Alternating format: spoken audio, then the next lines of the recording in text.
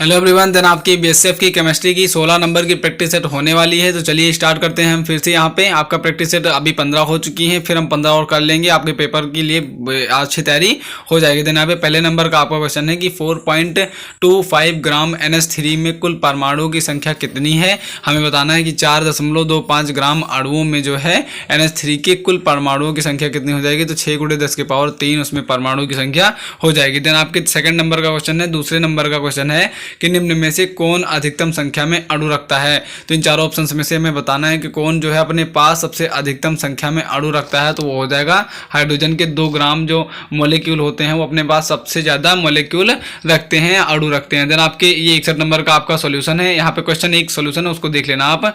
बस आगे हम फिर पढ़ते हैं, यहाँ पे बढ़ते हैं आगे। थर्ड नंबर का क्वेश्चन है कि बंद पात्र में गैस का ताप कम करने पर गैस के अणु क्या होते हैं। तो बंद पात्र में जब गैस का ताप कम किया जाता है तो उसमें गैस के अणु क्या होते हैं। तो दीवार का संवेग जो है स्थानांतरित करते हैं, यानी वो जो अणु होते हैं, मॉलिक्यूल होते हैं, वो दीवार का संवेग क्या करते हैं, स्थानांतरित करते हैं। देन आपके चौथे नंबर का क्वेश्चन हो जाएगा गैसों का अणुगति सिद्धांत किसने दिया था। तो गैसों का जो अणुगति सिद्धांत वो किसने दिया था। तो मैक्सवेल ने दिया था। किसने दिया था। तो मैक्सवेल ने। यानी इन चार ऑप्शन में से आपका ऑप्शन सी राइट आंसर हो जाएगा। देन आगे बढ़ते हैं 5 नंबर के क्वेश्चन पे।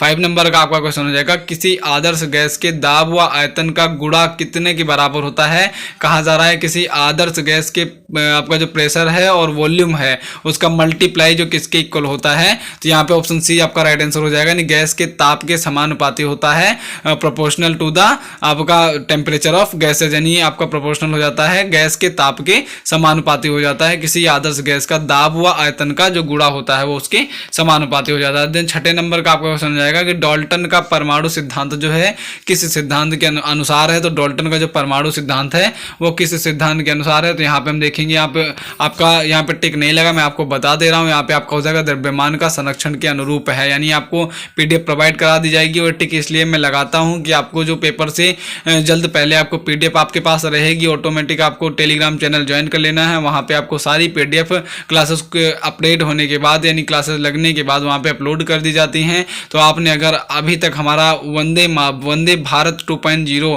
टेलीग्राम चैनल नहीं ज्वाइन किया है तो वहाँ पे जाकर उसे ज्वाइन कर सकते हैं। वहाँ पे सारी क्लासेस की PDF अपलोड कर दी जाती हैं। तो वो इसलिए होती हैं, टिक इसलिए मैं लगाए रखता हूँ क्योंकि वहाँ पे पेपर से जस्ट पहले आप क्विक रिवीजन कर सकते हैं, इसलिए आपको टिक लगाया हुआ मिलता है। तो यहाँ पे आपका छठे नंबर में टिक नहीं लगा है तो उसका जो हो जाएगा वो ऑप्शन बी जो है राइट आंसर हो जाएगा। नहीं, द्रव्यमान का संरक्षण इसके अनुरूप है वो। उसके बाद 7वें नंबर का क्वेश्चन हम आगे बढ़ते हैं। 7वें नंबर के क्वेश्चन पे यहाँ पे दिया हुआ है कि हाइड्रोजन क्लोराइड अणु में है। तो हाइड्रोजन क्लोराइड यानी HCl अणु में क्या है। तो HCl अणु में ऑप्शन बी नहीं है, यानी यहाँ पे ये टिक रॉन्ग लगा हुआ है। यहाँ पे आपको हो जाएगा सहसंयोजक बंद हो जाएगा। इसे मैं ठीक करके आपको लगा दूंगा। यानी यहाँ पे क्या हो जाएगा, सहसंयोजक बंद हो जाएगा। हाइड्रोजन क्लोराइड में कौन सा अणु में है, कौन सा बंद है। तो हो जाएगा सहसंयोजक बंद हो जाएगा। देन 7वें नंबर का ऑप्शन ए राइट आंसर हो जाएगा। देन 8वें नंबर का आपका क्वेश्चन है कि आयनन निर्भर करता है। तो आयनन जो है वो किसी भी अणु का जो है मॉलिक्यूल का वो आयनन वो किस पे निर्भर करता है। तो तन्यता पर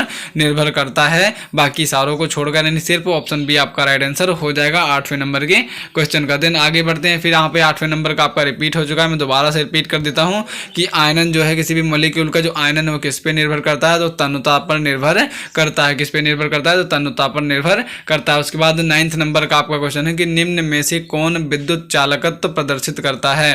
तो इनमें से बताना है इलेक्ट्रिक कंडक्टेंस कौन सा आपका प्रदर्शित करता है, रिप्रेजेंट करता है। तो निम्न में से आपको कौन सा बताना है कि विद्युत चालकत्व या इलेक्ट्रिक कंडक्टेंस आपका प्रदर्शित करता है, रिप्रेजेंट करता है। तो हो जाएगा ग्रेफाइट आपका वो प्रदर्शित करता है, रिप्रेजेंट करता है। देन आपका 10th नंबर का अगला क्वेश्चन है। 10th नंबर का आपका क्वेश्चन कह रहा है कि निम्नलिखित में से एक सेल जो विद्युत ऊर्जा को रासायनिक ऊर्जा में बदलता है, इलेक्ट्रिकल एनर्जी को आपका केमिकल एनर्जी में जो बदल देता है उसे क्या कहा जाता है।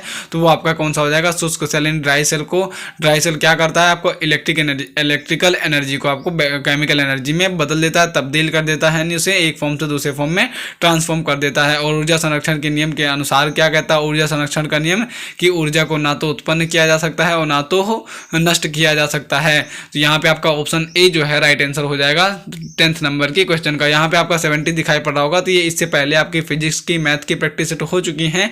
तो उसके बाद यहाँ पे 1 नंबर से चलता है, तो यहाँ पे 70 नंबर ये आगे बढ़ रहा है। तो मैं आपको 10th करते चलाऊंगा, क्योंकि आपके जो बीएसएफ में पार्ट बटा हुआ है, पहला आपका फिजिक्स आएगा, उसके बाद मैथमेटिक्स आएगा टेक्निकल का, उसके बाद केमिस्ट्री आएगी, देन आपका जीके जीएस और इंग्लिश एक ही में मर्ज किया गया है। और उसके बाद 4 यानी 40 क्वेश्चन जो आपके फिजिक्स के हो जाएंगे, 20 क्वेश्चन मैथ के, 20 केमिस्ट्री के और 20 में आपका इंग्लिश और जियो मतलब जीके जीएस उसमें ऐड रहेगा। तो देन यहाँ पे आपको क्या अलग अलग दिया जाता है, तो 20 का ये सेक्शन हो जाएगा। तो आप अगर अभी तक मेरी जितनी भी प्रैक्टिस सेट मैंने करवाई अगर आप लगाएंगे तो पक्का गारंटीड है कि उसमें से क्वेश्चन फंसेंगे। अभी जस्ट पेपर हुआ था यूपी पेट का, यानी जस्ट इसके पीछे लगा हुआ था, उस क्लास में पहले शिफ्ट में मेरे क्लास का क्वेश्चन पूछा गया था। लगभग 5 से 6-7 क्वेश्चन पहले शिफ्ट में आ गए थे, यानी मेरे द्वारा कराए जो क्वेश्चन थे वो आ चुके थे। तो आपको यहाँ पे पढ़ना है, प्रैक्टिस में करवाते चले जाऊंगा। इसके बाद 15 करा चुका हूँ अभी, ये 16 नंबर की हो रही है। इसके बाद और 30-32 तक जाएंगे, 30-32 तक क्रॉस कर जाएंगे, तो उसमें से आपके क्वेश्चन पक्का फंसेंगे। देन यहाँ पे 10th नंबर का आपको पहले नंबर का जो ऑप्शन ए है वो आपका राइट आंसर हो जाएगा। देन यहाँ पे 11 नंबर का क्वेश्चन हो जाएगा कि निम्न में से कौन सबसे अधिक अम्लीय है, यानी कौन सा आपका एसिटिक है, तो कौन सा हो जाएगा एसिटिलीन जो है वो सबसे ज्यादा अम्लीय है। आगे बढ़ते हैं हम यहाँ पे, ये आपका 71 नंबर का जो सोल्यूशन दिया हुआ है इसे हम देख लेते हैं। तो 71 नंबर का बी यानी एसिटिलीन जो है सबसे ज्यादा अम्लीय है। तो एसिटिलीन के सी सिंगल बॉन्ड एच बंध का एस लक्षण एथीन एवं एथेन के सी सिंगल बॉन्ड एच बंध की अपेक्षा अधिक होता है। और एसिटिलीन में सी सिंगल बॉन्ड एच बंध के इलेक्ट्रॉन कार्बन नाभिक द्वारा प्रबलता से बंधे रहते हैं। यह हाइड्रोजन के प्रोटॉन की तरह निष्कासन में मदद करता है। तो इसका सॉल्यूशन हो जाएगा। आगे बढ़ते हैं, 12 नंबर का आपका क्वेश्चन है कि कैल्शियम हाइड्रोक्साइड का सूत्र क्या हो जाएगा। तो यहाँ पे आपको ऑप्शन से देख के बताना है कि कैल्शियम हाइड्रोक्साइड का सूत्र आपका क्या हो जाएगा। तो ऑप्शन बी आपका राइट आंसर हो जाएगा, यानी CaOH का होल ट्वाइस जो हो जाएगा वो कैल्शियम हाइड्रोक्साइड का सूत्र या फॉर्मूला हो जाएगा। देन आगे बढ़ते हैं हम 13 नंबर के क्वेश्चन पे। 13 नंबर का आपका क्वेश्चन है कि TIG बिल्डिंग में प्रयुक्त गैस कौन सा है। तो टिग यानी TIG बिल्डिंग में प्रयुक्त गैस आपका कौन सा हो जाएगा, ऑर्गन तथा हीलियम जो है वो टिग बिल्डिंग में प्रयुक्त गैस मानी जाती है। उसके बाद 14 नंबर का आपका क्वेश्चन है कि निम्न में से कौन सा रासायनिक परिवर्तन नहीं है। तो इन 4 ऑप्शन में से हमें बताना है कि कौन सा आपका रासायनिक परिवर्तन नहीं है। तो आयोडीन का ऊर्ध्वपातन जो होता है वो आपका रासायनिक परिवर्तन नहीं है। वो क्या हो जाएगा, वो किस में आ जाएगा, फिजिकल आपका परिवर्तन में हो जाएगा, लेकिन रासायनिक परिवर्तन आपका नहीं होगा। देन आगे बढ़ते हैं, 15 नंबर का आपका क्वेश्चन है, यानी यहाँ पे 15 कहाँ गया, 15 आपका गायब हो गया, यानी क्वेश्चन गायब हो गया। यहाँ पे इसका आंसर आपका कट के आ गया है। तो यानी आपका अम्लीय पूछा था कि किसी भी चीज़ का, किसी भी पदार्थ का आपका इसका जो है यानी अम्ल का पीएच मान कितना होता है, तो वो आपको बताना है। ये किसके लिए होता है, सेवन जिसका होता है वो उदासीन होता है, यानी आपका न्यूट्रल होता है, आप कह सकते हो, हाँ न्यूट्रल होता है। और 7 से अधिक जो होता है वो क्षारीय में आ जाता है, यानी उसे क्षार कहा जाता है।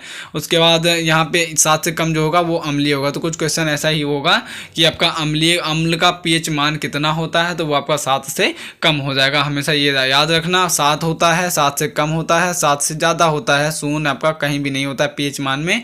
तो इतना याद, 7 है तो उदासीन है, और 7 से अधिक है तो वो क्षार है, और 7 से अगर कम हो गया तो आपका अम्लीय हो जाएगा। देन यहाँ पे 16 नंबर का आपका क्वेश्चन है, कोबाल्ट किस में पाया जाता है। नहीं, कोबाल्ट जो है वो किस में पाया जाता है, विटामिन बताओ किस में पाया जाता है विटामिन में। तो विटामिन B12 में आपका कोबाल्ट पाया जाता है। और विटामिन B12 का केमिकल नेम क्या है, तो साइनोकोबालामिन, यानी साइनोकोबालामिन। तो आपको याद करने की जरूरत नहीं है, यहाँ पे ट्रिक भी निकल के आ रही है, साइनोकोबालामिन। तो साइनो के बाद को निकल के आ रहा है, तो को से आपका क्या मिल गया, कोबाल्ट मिल गया। को से कोबाल्ट रिलेट कर सकते हैं। तो विटामिन B12 में आपका कोबाल्ट पाया जाता है। देन आपका 17 नंबर का क्वेश्चन हो जाएगा कि H2O को आमतौर पर किस नाम से जाना जाता है, यानी वो आपका जो जल है वो उसको अलग किस नाम से जाना जाता है। H2O को आमतौर पर किस नाम से जाना जाता है, तो जल के नाम से जाना ही जाता है H2O को। उसका 18 नंबर का क्वेश्चन है कि राष्ट्रीय रसायन प्रयोगशाला कहाँ पर स्थित है। राष्ट्रीय रसायन प्रयोगशाला आपका कहाँ पर स्थित है, पुणे, यानी पुणे में आपका स्थित है राष्ट्रीय रसायन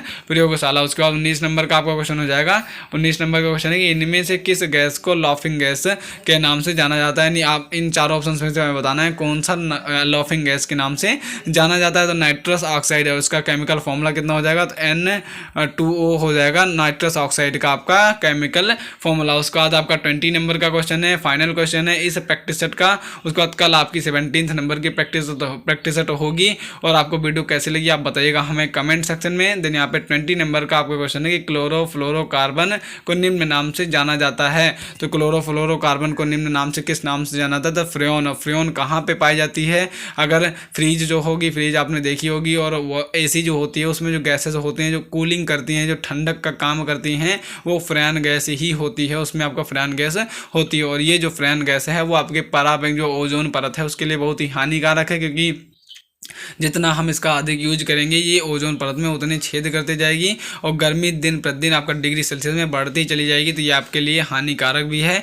तो CFC यानी क्लोरोफ्लोरोकार्बन को अलग नाम से भी जानते हैं CFC। तो CFC का होता है फुल फॉर्म क्लोरोफ्लोरोकार्बन। ये भी पूछा जा सकता है आपके पेपर में। और क्लोरोफ्लोरोकार्बन के और किस नाम से जाना जाता है? फ्रेन में। और इसका एग्जाम्पल भी पूछा जा सकता है कि इसमें पाया जाता है। तो आपका AC हो गया, फ्रिज हो गया, रेफ्रिजरेटर हो गया, इसमें पाया जाता है आपका CFC। और उसके बाद आपको बताइएगा कैसे लगी आपको ये वीडियो। कल आपकी 17th नंबर की प्रैक्टिस सेट आएगी और आपकी सारी क्लासेस यानी सारी क्लासेस की प्लेलिस्ट जो है वो वंदे मातरम 2.0 चैनल पर आप विजिट कीजिएगा। वहाँ पे प्लेलिस्ट ऑप्शन पे क्लिक कीजिएगा, वहाँ पे सारे क्लासेस की PDF वो सारे क्लासेस की प्लेलिस्ट मैंने लगा दी है। वहाँ से अगर आप विजिट कर सकते हैं, देख सकते हैं, क्योंकि पेपर आपका जस्ट पेपर को 11 दिन बचे हैं। तो तैयारी अब हमें धुआंधार करनी है। So thanks for watching this video and जय हिंद, वंदे मातरम।